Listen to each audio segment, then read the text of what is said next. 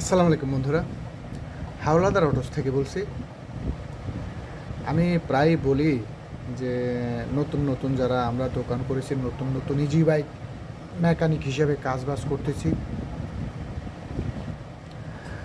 তাদের উদ্দেশ্যে বলা, মানে তারা নতুন দোকান করে যে যে সমস্যায় ফেস করবেন, আপনারা যে সমস্যাগুলি পড়বেন, যেমন আজকে দেখুন আমার কাছে একটা চার্জার এসেছে, কি অবস্থা।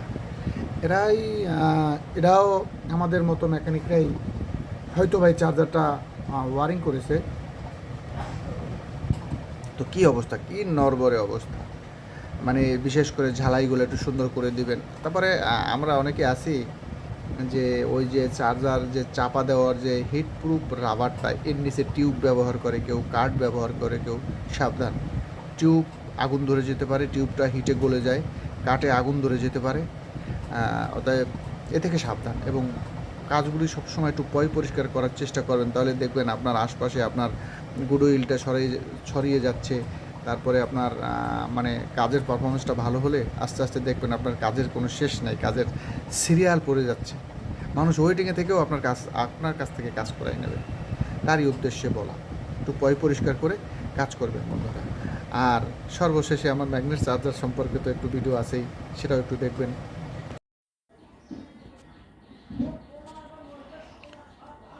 এই যে দেখুন বন্ধুরা, এ কী, মানে কিভাবে কাজ করে চার্জারগুলিতে, দেখুন অবস্থাটা দেখুন। আবার এই যে এখানে আবার সাইডে একটা ফ্যান, এ কি আবার টিউব দিয়ে ঢাকনা দেওয়া।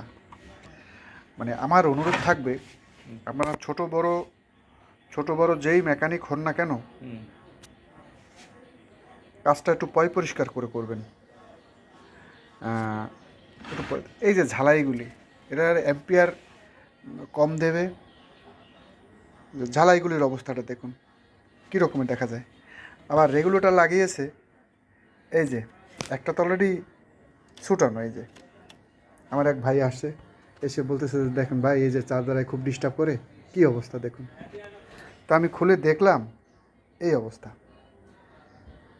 তো আমরা একটু ঝালাইগুলো দিয়ে নেই, দেখি না কীভাবে একটু সুন্দর করা যায়। এই যে অবস্থাটা, যেই করবেন না কেন একটু সময় নিয়ে, মন দিয়ে একটু সময় নিয়ে করবেন, যেন কাজটা সুন্দর হয়। আর এই টিউবটা ব্যবহার করবেন না বন্ধুরা, এটা দিলে যখন কয়েলটার তারটা হিট হয়ে যাবে, তখন এটা গন্ধ আসবে, পোড়া গন্ধ আসবে, এবং এটা আগুন হয়ে যাওয়ার, মানে পুড়ে যাওয়ার, আগুন ধরে যাওয়ার একটা ভয় আছে। এগুলি দিবেন না। আর এই ঝালাইগুলি সুন্দর করে দেওয়ার চেষ্টা করবেন। বিশেষ করে রেগুলেটরের যে অবস্থাটা, রেগুলেটরটা সুন্দর করে রাং খাওয়াই নেবেন। এই যে কী অবস্থাটা, মানে এটার একটা তো ছোটা, মানে এগুলি খুব সুন্দর করে করার চেষ্টা করবেন বন্ধুরা। এই যে বন্ধুরা একদম ক্লিন করে নিয়েছি, এবং ঝালাইগুলো খুব সুন্দর করে দিয়ে দিয়েছি। এইভাবে একটু পরিষ্কার, এবং যখন আপনার কাছে আসবে এগুলি, চার্জারের ভিতরে এমনি ধুলো ময়লা থাকে, এই কুলিং ফ্যানটাই মূলত ভিতরে বাতাসটা মেরে দেয়, তখন এটার ভিতরে ধুলো ময়লা চলে আসে, আবার ভরে যাবে ময়লায় হয়তো বা। কিন্তু আপনার কাছে যখন আসবে ওয়েল্ডিংটা, মানে ঝালাইটা আপনি সুন্দর করে দেন। আগে কী রকমের জ্বালাইটা ছিল বন্ধুরা, তা তো দেখেছেনি। এইভাবে ছোট ছোট কাজগুলি খুব সুন্দর করে করবেন, তাতে হবে কি আপনার কাস্টমাররা খুব ভালো একটা সার্ভিস পাবে, খুব অল্প সময়ের মধ্যে ডিস্টার্ব করবে না, ওর অ্যাম্পিয়ার ক্যাপাসিটিটা ভালো আসবে, চার্জিং রেজাল্টটা ভালো আসবে। এতে আপনারই পারফরমেন্সটা, আপনারই গুডউইলটা ভালো হয়ে যাবে বন্ধুরা। এই যে, আচ্ছা এবার এই যে দেখুন বন্ধুরা, মানে রেগুলেটরটা লাগাবার অবস্থাটা কি। এই যে আমরা এবার এটার রেগুলেটরটাও একটু সুন্দর করে লাগিয়ে নিই। তো বন্ধুরা এটা এই যে সুন্দর করে রাং লাগিয়ে নিয়েছি, একদম কোম্পানির মতো দেখুন। এই যে এবার আমরা এটাকে একটু চালু করে নেব। আবার একটা ফ্যানও দিয়েছে পাশে। আচ্ছা দেখ, ফ্যানটাও যা দিয়েছে দেখতে ভালো লাগে না আর কি, কিন্তু আমার এই ফ্যানটার স্পিডটাই যদি ভালো থাকে, তাহলে আর অন্য কোনো। আবার অনেকে করে কি, এই সাইডের পকেট খুলে রাখেন না, এটা বন্ধুরা করবেন না। এই সমস্ত পকেট খুলবেন না। পকেটটা খুললে দেখা যায় কি, কুলিং ফ্যানে যে বাতাসটা দেয় আমার, এই কুলিং ফ্যানে যে বাতাসটা দেয়, এই বাতাসটা এখান থেকে বেরিয়ে যায়, আমার এই ফাঁকা থেকে বেরিয়ে যায়। বেরিয়ে গেলে সামনে ডায়োড বোর্ড পর্যন্ত আমার এই বাতাসটা আসে না। আমার ডায়োড বোর্ডটা খুব হিট হয় লোডিংয়ে। তখন ডায়েট পর্যন্ত যখন আমার বাতাস যদি না আসে, তখন এই হিটিংয়ে আমার রেগুলেটর পর্যন্ত খারাপ হয়, নরম হয়ে গিয়ে খারাপ হয়ে যায়। অতএব এই পকেট যারা যারা খোলেন, আজকে থেকে আপনারা এই পকেট সবাই লাগিয়ে দেবেন। পকেট খুলবেন না, পকেট খুলে দিলে কুলিং ফ্যানের ঠান্ডা বাতাসটা এখান থেকে বেরিয়ে যায়, যার কারণে চার্জারটা হিটিং ইস্যুটা আরও বেশি আসে। সব আপনারা মনে করেন যেতে বুঝি ঠান্ডা হয়, গরম হয় আরও বেশি। তো বন্ধুরা, আজকে একটু এলো পাতারি চার্জার কীভাবে একটু সুন্দর করে গুছাবেন সেটা সম্পর্কে একটু আলোচনা করে দিলাম। আর সর্বশেষে আমার সেই সিংহ বলেন আর সোনার ডিম পাড়া হাঁস বলেন, তার একটু তার কাজ চলতেছে, তার একটু ভিডিও। আসসালামু আলাইকুম বন্ধুরা, ওয়ারিংটা প্রায় কমপ্লিট হয়ে এসছে, অল্প একটু বাকি।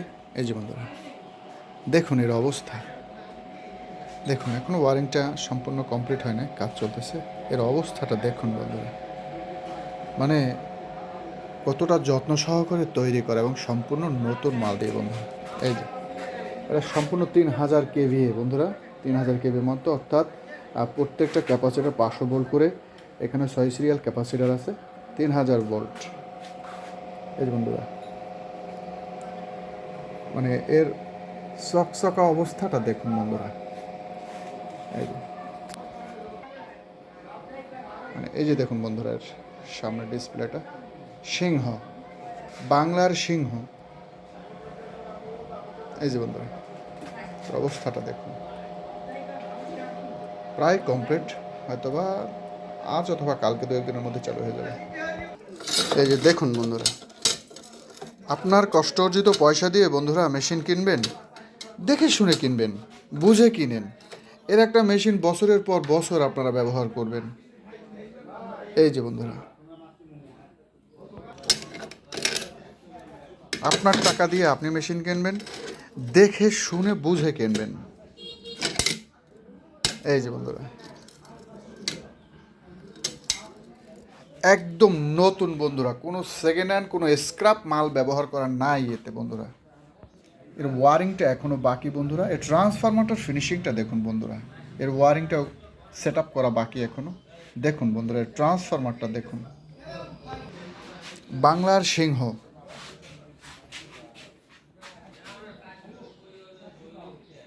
তো বন্ধুরা সবার কাছে দোয়া প্রার্থী, দোয়া করবেন।